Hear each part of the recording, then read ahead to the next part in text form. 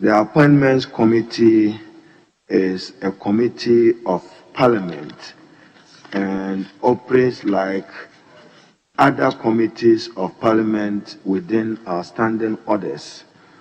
We plays a critical role in the scrutiny and assessment of the President's nominee for office of Ministers of State, Deputy Ministers of State, and other bodies that require parliamentary approval. In the last few hours, the Appointments Committee collectively took some decisions, and let me state it emphatically, collectively took some decisions. The Appointment Committee is not the minority caucus, nor is it just the majority caucus. It's us all working together as a committee to assess the ministers.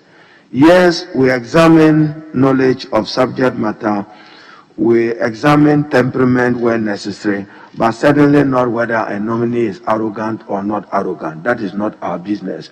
We may look at your temperament and humility and the way with which you will relate to the Ghanaian people in the distribution of public goods and services. We also will look at your contribution to public service, your integrity, and matters of morality. My understanding, as many are speculating, the chairman will forward to a number of our colleagues legitimate concerns, lawful, that we have raised about them, and therefore when that is communicated, we will look at them. In respect of the Honorable Howard Kumson, as many of you may recall, she was on this floor of Parliament when we asked her about the status of the shooting incident. She said it was still under investigation and she has not been charged. Therefore, we require further information in taking a decision on her if we're satisfied that the investigative process were conclusive, bearing that we have every right to raise a red flag on her. In respect of Dr. Owusu Afriye Akoto, there are many reasons, as I've said. Chairman will reach out to them. We are unhappy about the termination of a contract at the Ghana Ports and Harbours Authority, which has occasioned some loss and a major disincentive to foreign investors. Some Dutch businesses have expressed concern about it and will require further information from him. There was some other matter in relation to another entity that we mentioned, so when he does get opportunity.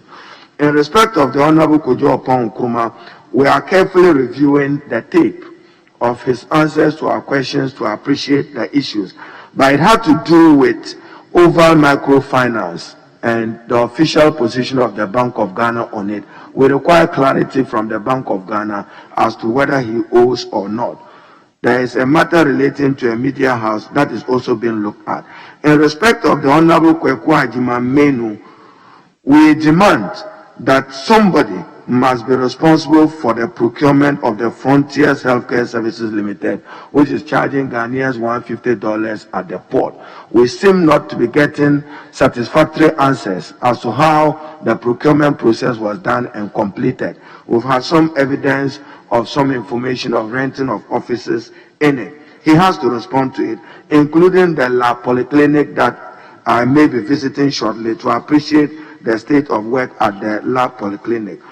In respect of Honorable Osla Owusu, she gave some assurances regarding the contract with Kelvin GVG.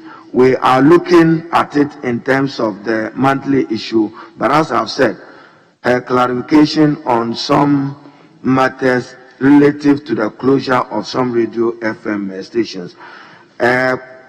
So when they appear before our committee, we'll look at it. Kwesi Amoakwata is just to respond to the issue of a PPP contract which was signed for the Tema Motorway expansion, which figures increased from $480 million to $570 under PPP. There's no cabinet or parliamentary approval, and the PPP law have been signed. We are elucidating further information with him on this to get clarity from him on the status of it. I don't think that people should conclude that there is some wrongdoing concluded by the Appointments Committee or untoward issue. Honorable Godfred Dami, will also respond to some matters relative to his role at the PPA. So let it not be said anywhere that the appointments committee, particularly led by the minority, are assessing people based on whether they are arrogant or not. We are simply in respect of some persons demanding better particulars in respect of some roles they played in their public life to appreciate it. So Chairman will be inviting the nominees to meet the committee, but essentially not in camera. We'll deal with them at our committee level. But Chairman, let me conclude by saying that in the decisions that we take, we are guided by Article 94 of the Constitution.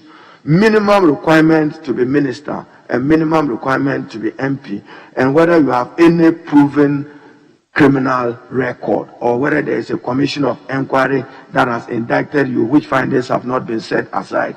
Those will be the primary parameters of our decision. So subject to satisfactory responses of this, we will collectively take those decisions. I thank you, Chair, for your indulgence.